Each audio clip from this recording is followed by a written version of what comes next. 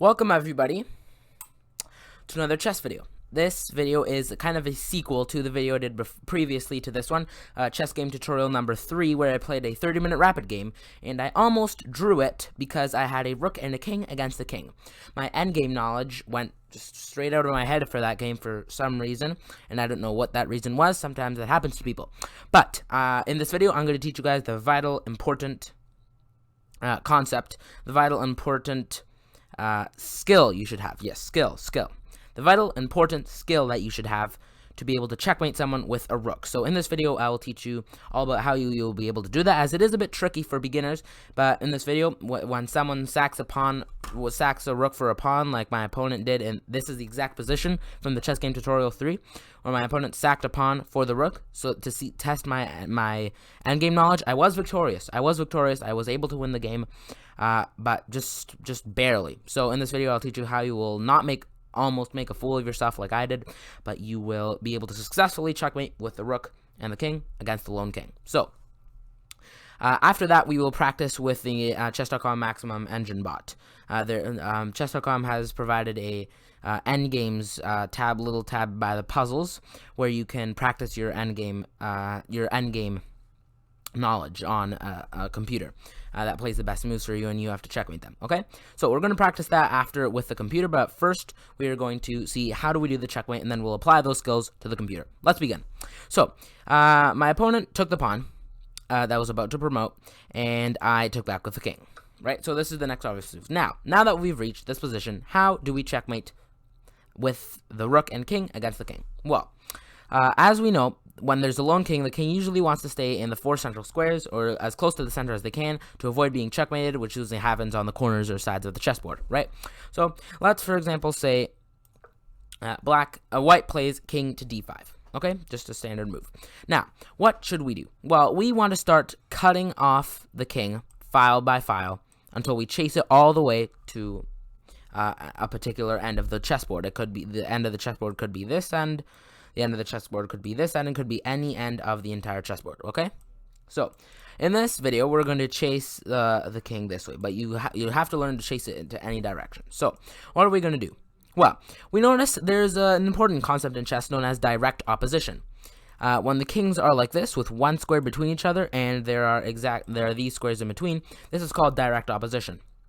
There are these 3 squares in between the kings. There's actually only 1 square right here, but these 3 squares create kind of a wall where each king can't pass because they guard those squares. This is called direct opposition, when the kings are like this, right? Direct opposition. So, what's direct opposition? What's the goodness of that? Well, this king acts like a barrier, so that the next move by black can be check, and now the king is forced to move on to the next file. Just like this king is kind of acting like the second rook in the rook roller, the mating with the 2 rooks.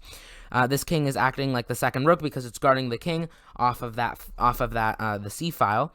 So then the rook can move to d1 and deliver check because these 3 squares are guarded. So now the king will have to move to the next file, and then that's how we're going to cut the king all the way until we reach we reach the end of the chessboard.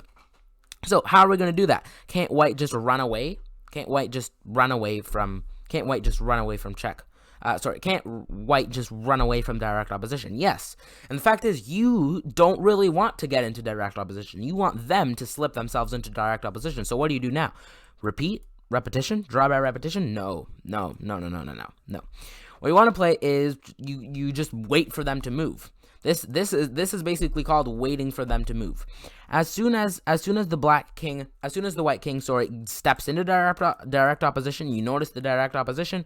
Those three squares are blocked, and you bring the rook over, right? But white, if they're experienced enough, will not try to get into direct opposition. What white will do is try to run away, but stay in the center file, stay away from the corners as possible. So if we're chasing it in this to all the way to this file right here, the H file, then what the king is going to do is try to stay as much away from the H file as possible. So the king is want to stay on one file that's away from the H file as long as it can. So what do we play now? Well, we don't want to play another rook move. because then the king can just shuffle like this. Repetition? No. Well, we can give the king less space. This is an obvious move. If the king goes down here, then we have the direct opposition, and the rook there is the next move, obviously.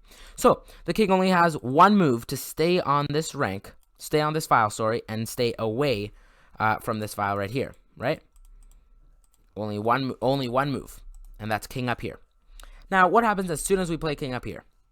Well, the engineer is giving me suggestions on how to mate much quicker, but we don't need to learn how to mate the quickest way possible because those are different every time. This is an engine. We need to know the general strategy. So, this move. What does this move do? Well, that forces the king to go here. Or unless the king wants to leave the file immediately. We will discuss what we do if the king decides to leave the file immediately. But if the king wants to prolong the checkmate to the longest possible, then we will play king to d7. And now we have finally direct opposition, and we bring our rook in, and now the king is now forced to this file. Now, let's review that. How do we get the king to the next file? Let's review that. That's important. So I took the rook, right? And then we went here. The king went here because it wants to stay in the center of the board, and it wants to stay away from the corner of the board as possible. So this is where we want to chase it to, right? These squares right here. Now, I'm having fun with those colors. Now, we can step into direct opposition, or we can just play a rook move. It's okay to step into direct opposition. Now, white will try to run away. Then we make a rook move so that if the king goes down, then we just slide the rook over because the direct opposition. The kings are staying right in front of each other with only one square difference between them, right? So, sorry.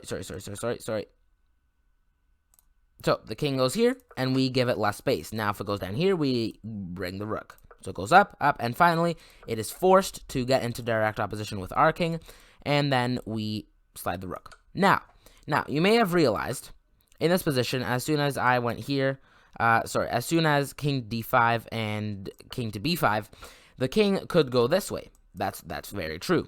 And what if the king goes that way? Well, you could still play an in-between move. You don't want to get into direct opposition. You want to have them get into direct opposition. So your next move can be the rook. So we could simply move our rook all the way up, and then the exact same chase, and finally has to go here, and just the rook is on the other place. Same thing, direct opposition, and the rook is just here. Same thing, okay? So it's the exact same thing if the king wants to go the other way. Okay, if the king wants to go down, we do not want to play a king move. We can just play an in-between move. This doesn't work as much because then the king goes down, and then we're gonna have to waste another move, getting the rook out of danger. So now we have gotten it to the next file. We've gotten it now being forced to be in the next file. So the king wants to stay in the middle and as far away as it can from the H file. So king to E6. Now, it is very important that then our next move is to bring our king closer to the king as possible. So we can play this. It is direct opposition. We know that our next move is not going to be this. But this is the move. We're getting our king now closer so that we can set up the direct opposition. What if the king goes up here? Take a while to think about it. Yep. Rook. Because as soon as the king goes down, we slide our rook. And if the king goes up and we move our rook, then the king goes down. We have direct opposition. We slide our rook over, and we chase it now to the F file. But the king is going to want to go up. We go up, and then there it goes. Here, king to E7, and then check. Now we've taken away the direct opposition. King is now forced to the F file. See, we're progressively taking files away from the king, just like the rook roller, just like the two rook mate. It's just the king is helping out now. The rook needs the king's help. So now white is slowly running away. Wants to stay close to the center as possible and away from the H file. So he will probably play a move like king to F6. King to F6. All right. Now, before we make another rook move, we need to get our king now closer to set up the next direct opposition.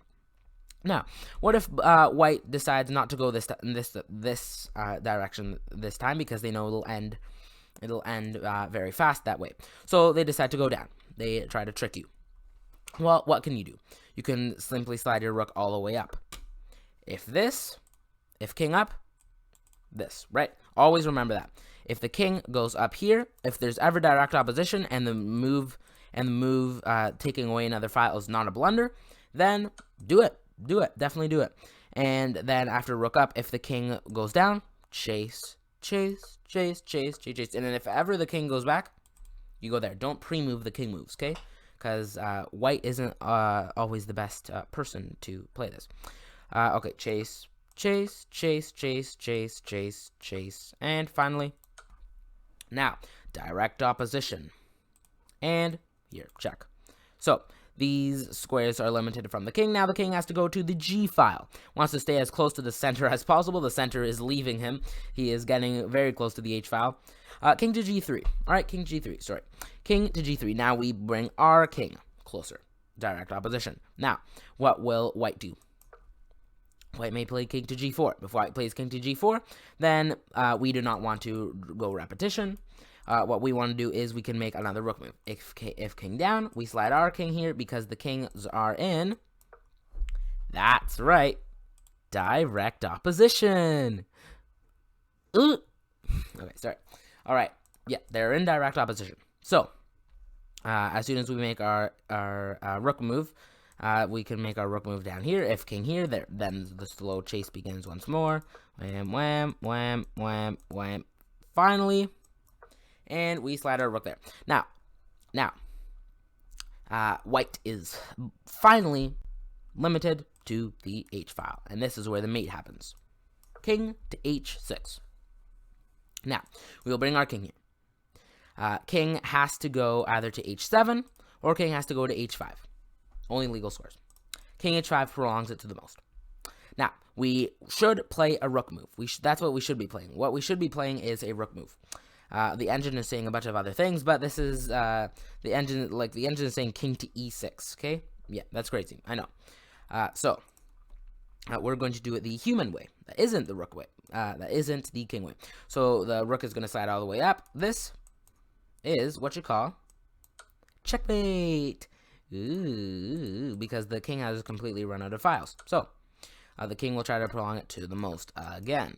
And as I like to call it, the moment of truth.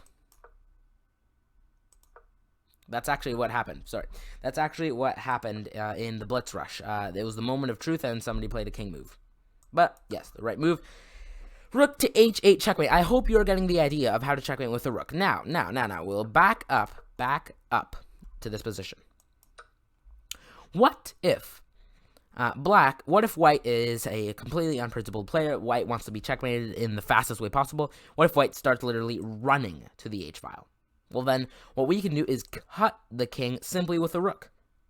We cut the king simply with the rook, and now the king, and if the king still wants to roll, we cut the king. Now the king can't go here, and then all we need to do is if the king keeps on staying here, then we'll bring our king. We'll bring our king, do the direct opposition thing, and win the game.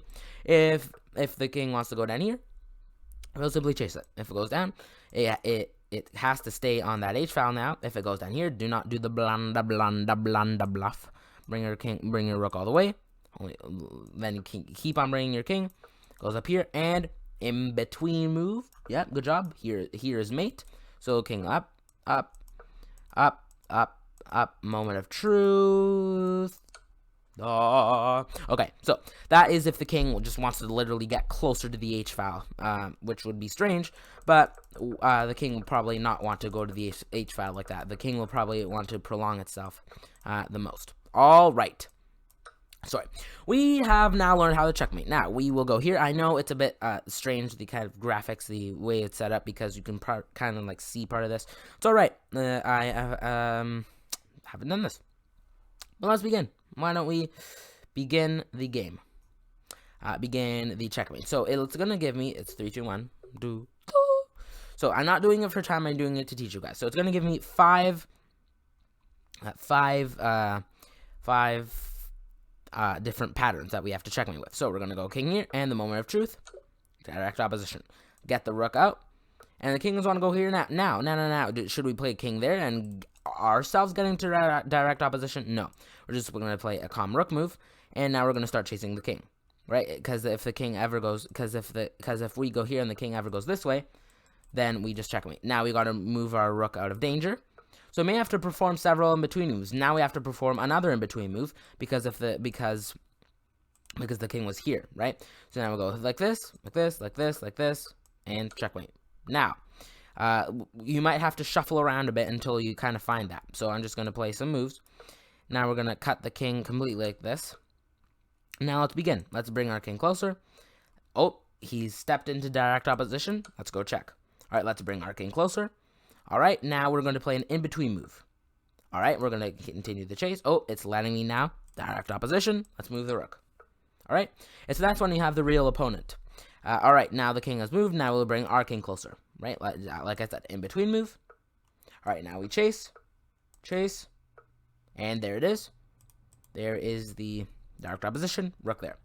All right, king now is finally in the H file. Now let's bring our king, king f4, and now the chase begins. In-between move, and then like this, right? This I'm going to pre-move because it's a robot, and the robot is going to find the